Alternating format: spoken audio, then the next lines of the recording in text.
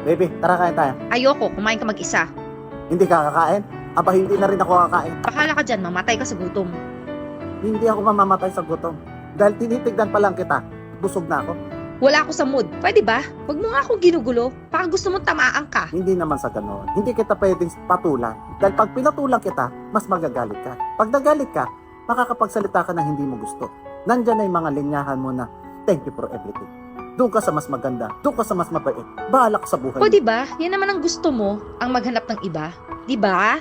Napaka-friendly mo pa nga eh. Bakit naman ako maghahanap ng iba kung nandiyan ka naman? Una sa lahat, normal ang babaeng topaking tulad mo. Abnormal ang babae pag mahal nila yung tao. Kaya itong pagmumukan to, ha? Mahal mo to at patay na patay ka dito. Ano pinagsasabi mo? Gusto mo patayin kita? Kung alam ko lang, sa iba na lang ako napunta. Ay, hindi maaari. Hindi ako papayag. At bakit naman? Hindi pwede? Kahit anong mangyari,